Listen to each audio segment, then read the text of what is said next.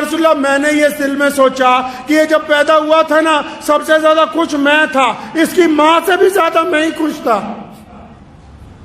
اور کہتا پھر میں نے مٹھائیاں بانٹی، لوگوں کو اپنے گھر پہ دعوت پہ بلایا کہ دیکھو مجھے اللہ نے بیٹا دیا ہے۔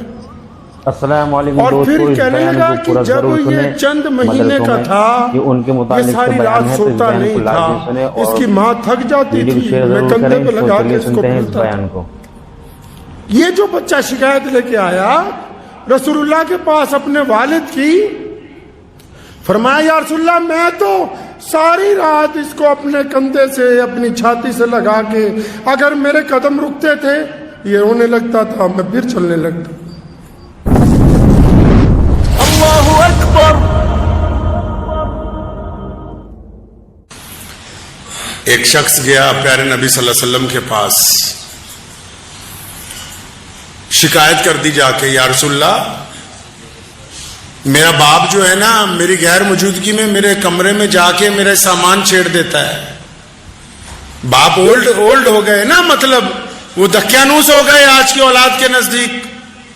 اولاد کو زیادہ پتا ہے کہ کیا کھانا ہے کیا پہننا ہے، تو جا کے شکایت کر دی اللہ کے پیارے نبی صلی اللہ علیہ وسلم کے پاس کہ یا رسول اللہ میرا باپ نا میرے گھر میں جب میں جاتا ہوں میرا مال ادھر ادھر کر دیتا ہے کہ میرے پیسے بنا پوچھے مجھ سے خرچ دیتا ہے، کسی کو اٹھا کے دے دیتا ہے۔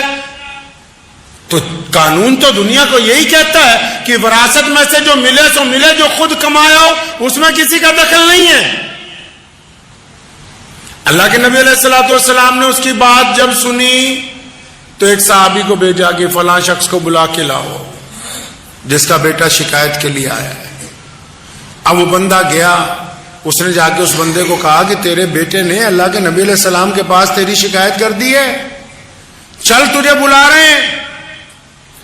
اب جب یہ گھر سے چلا، جس کی شکایت ہے جس کی پیشی ہونی ہے باپ جب گھر سے چلا کہ بیٹے نے شکایت کر دی نبی علیہ السلام کی حضور، تو باپ راستے میں کچھ گنگنا رہا ہے، اپنے دل کے اندر کچھ باتیں کر رہا ہے۔ کیا باتیں کر رہا ہے؟ کہتا ہے یار دیکھ اس نے جا کے رسول اللہ کے پاس میری شکایت کر دی ہے، اور دل میں اس نے بہت ساری باتیں اپنے بیٹے کے متعلق سوچی۔ ابھی جب وہ پہنچا دربار رسالت صلی اللہ علیہ وسلم میں تو یہ ہونا تو یہ چاہیے تھا کہ رسول اللہ اس سے پوچھتے کہ ہاں بھائی تم کیا کرتے ہو، کیوں اپنے بیٹے کا مال خرچ کرتے ہو، کیوں اس کا سامان خرد برد کر دیتے ہو۔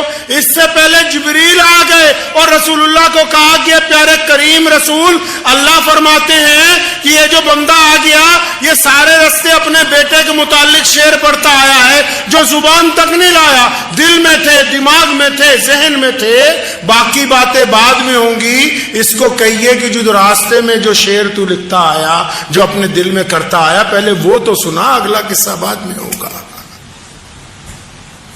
اب جب پیارے نبی کہیے صلی اللہ علیہ وسلم نے اس کو یہ بات کہی نا باپ کو کہ وہ راستے بھر کیا گنگناتے آئے، تو بڑا حیران رہ گیا۔ دوبارہ کہنے لگا کہ اشہد اللہ الہ الا اللہ وحدہ لا شریک لہ واشہد ان محمدن عبدہ ورسولہ۔ کہا یا رسول اللہ ایمان اور بڑھ گیا، کیونکہ جو راستے میں نے اپنے آپ سے گفتگو کی وہ تو بس میں ہی جانتا ہوں یا میرا رب جانتا ہے، آپ تک اطلاع پہنچ گئی، میں پھر گواہی دیتا ہوں کہ آپ اللہ کے سچے رسول ہیں۔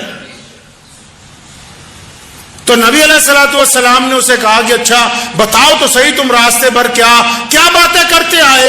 کہنے لگا یا رسول اللہ جب مجھے پتہ لگا نا کہ میرے بیٹے نے آپ کے پاس شکایت کر دی، آپ کے دربار میں پہنچ گیا، جب میں اپنے گھر سے چلا میں نے جوتیاں پہنی اور جب میں نکلا سڑک کے اوپر میرے دل میں خیال آیا کہ عبد الرحمن جو بھی ان کا نام ہوگا کہ تیرے گھر میں جب یہ بچہ پیدا ہوا تھا نا تیرا سر فخر سے اوپر اٹھ گیا اور تو خوشی سے ناچتا پھرتا تھا، لوگوں کو کہتا تھا دیکھو میرے گھر بیٹا ہوا ہے۔ اس واقعے پہ مجھے ایک کندیاں شریف پاکستان میں ایک بہت بڑی خانقاہ ہے، تو ان کے جو پیر تھے یہاں ملا پور لدھیانہ کے رہنے والے تھے، تو حضرت کو وہاں ٹیلی گرام گیا کہ حضرت آپ کے گھر بیٹا پیدا ہوا ہے۔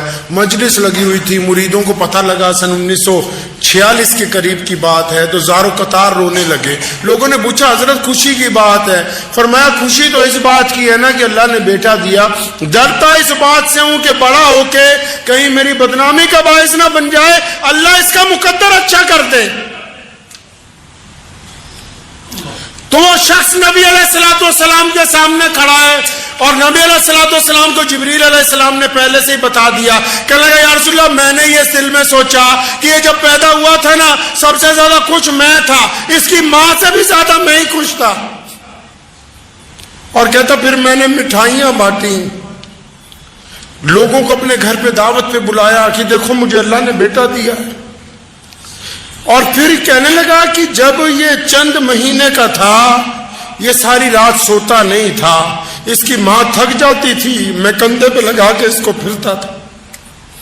یہ جو بچہ شکایت لے کے آیا رسول اللہ کے پاس اپنے والد کی, فرمایا یا رسول اللہ میں تو ساری رات اس کو اپنے کندھے سے اپنی چھاتی سے لگا کے اگر میرے قدم رکتے تھے یہ رونے لگتا تھا, میں پھر چلنے لگتا ساری رات. فرمایا یا رسول اللہ پھر ایک ایسا وقت آیا یہ بڑا بیمار ہو گیا. جب یہ سخت بیمار ہوا مجھے اور میری بیوی کو اندیشہ ہوا کہ کہیں اس کی جان نہ نکل جائے. ہماری حیثیت نہیں تھی کہ ہم بڑے بڑے حکیموں کو پیسے دیتے, بڑے بڑے ڈاکٹروں کو پیسے دیتے. ہم نے اپنا تن بیچ کر اپنا سامان بیچ کے اس کا علاج اس وقت تک اس کا علاج کرایا جب تک اللہ نے اس کو واپس شفا نہیں دیتی.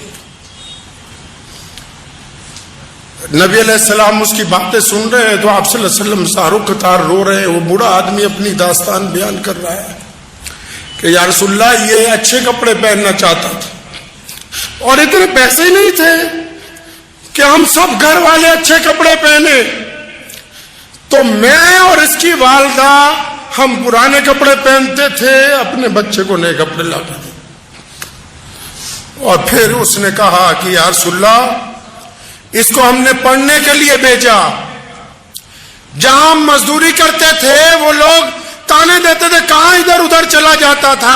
میں نے لوگوں کی گالیاں سن کے اس کو وقت پر مدرسے بھیجا, اس کو وقت پر اسکول پہنچاتا رہا, پھر اس کو لے کے آتا رہا کہ کوئی اس کو تکلیف نہ پہنچائے. لوگوں کے تانے سنتا رہا لیکن میں نے اس کو پڑھایا, اپنے سے بہتر پڑھایا اس کو.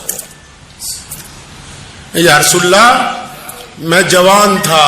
اس بوڑھے نے کہا یا رسول اللہ میں جوان تھا, میری ہڈیوں میں سے جو گوشت ہے, میری ہڈیوں میں جو خون ہے, میں نے اس انداز سے محنت کی اپنی اولاد کے لیے کہ آپ یہ دیکھیں یہ 25-30 سال کے بعد میرا گوشت, میری طاقت, میرا خون وہ اس میں منتقل ہو گیا ہے. یہ اب جوان نظر آتا ہے اور میں بوڑھا ہو گیا ہوں. اور میرا یہ خواب تھا کہ جب میرا بچہ بالکل جوان ہو جائے گا تو یہ پھل دے گا مجھے. نبی علیہ الصلوۃ والسلام نے جب اس کی یہ باتیں سنی نا اس بوڑھے آدمی کی, تو اس نوجوان کو جو قریب میں بیٹھا ہوا تھا جس نے اپنے باپ کی شکایت لگائی تھی اس کو یہاں سے ایسے گریبان سے ایسے پکڑا. فرمایا سن, تو اور تیرا مال تیرے باپ کا ہے, تو اور تیرا مال تیرے باپ کا ہے, تو اور تیرا مال تیرے باپ کا ہے. فرمایا یہ جو تیری شخصیت ہے, یہ جو تیری زندگی ہے, جو کچھ تو نے کمایا ہے, بہت سارے لوگ کہتے ہیں نا اپنے باپ کو بھئی تو نے کیا ہی کیا ہے. یہ جو وجود آج کھڑا ہو کر یہ سوال کرتا ہے یہ تو نے کیا ہی کیا ہے, یہ اگر اپنی پیدائش سے لے کر اب تک کا اپنا وجود دیکھے گا تو بغیر باپ کی محبتوں کے یہ اس مقام تک پہنچ ہی نہیں سکتا تھا. میں مانتا ہوں کہ ماں جو ہے وہ ان بچے کو پالتی ہے. سنو دل پر ہاتھ رکھ کے, کائنات میں یہ دستور ہے اور اس سے انکار نہیں ماں کی محبت سے کہ ماں بچے کو پالتی ہے, لیکن باپ بچے کی پرورش کرتا ہے. اور پرورش کرنے میں اور پالنے میں بھی زمین آسمان کا فرق ہے. جو باپ کے دل میں محبت ہے اس کا اندازہ اللہ کے علاوہ کائنات میں کوئی دوسرا لگا نہیں سکتا ہے. پڑھیے پاک کے اندر ذکر ہے سورہ یوسف میں، جب یوسف علیہ السلام گم ہو گئے، ان کے بھائیوں نے ان کو خرد برد کر دیا، جب کنویں کے اندر ڈال دیا تو یوسف علیہ السلام کے والد سیدنا یعقوب علیہ السلام، بتاؤ تو صحیح ہے دنیا کے انسانوں، وہ کون ہے جس کی یاد میں سیدنا یعقوب علیہ السلام روتے رہے؟ وہ کون ہے جس کی یاد میں سیدنا یعقوب علیہ السلام کھانا بھول گئے؟ وہ کون ہے جس کی یاد میں سیدنا یعقوب علیہ السلام اتنا روئے، اتنے سال روئے کہ دونوں آنکھوں کی روشنی ختم ہو گئی؟ وہ اور کوئی نہیں، سیدنا یعقوب کے لخت جگر ان کے بیٹے حضرت یوسف علیہ السلام ہے۔ قرآن نے اس محبت کا ذکر کیا ہے، قرآن نے باپ کی اپنے بیٹے کے ساتھ محبت کا ذکر کیا ہے تفصیل کے ساتھ کہ دیکھو ایک باپ اپنے بیٹے کے لیے کیا کرتا ہے۔ دیکھا ہوگا آپ نے، اگر عام دنیا کا دستور دیکھ لیں، آپ جب ماؤں کو دیکھو گے نا، مائیں جب اپنے بچے کو اٹھاتی ہیں، میں بار بار یاد دلا دوں کہ ماؤں کی عظمت میں کوئی کمی نہیں ہے، لیکن ماں جب اپنے بچے کو اٹھاتی ہے وہ اس کو گود میں اٹھاتی ہے، ماں جب اپنے بچے کو اٹھاتی ہے اپنی کمر کے ساتھ لگاتی ہے، لیکن باپ جب اپنے بیٹے کو، باپ جب اپنی بیٹی کو، باپ جب اپنی اولاد کو اٹھاتا ہے تو ان کو اپنے کندھوں پر بٹھاتا ہے۔ کیوں؟ کیونکہ باپ چاہتا ہے کہ جہاں تک میں نہیں دیکھ سکتا میرا بیٹا وہاں تک دیکھے، کیونکہ باپ یہ چاہتا ہے۔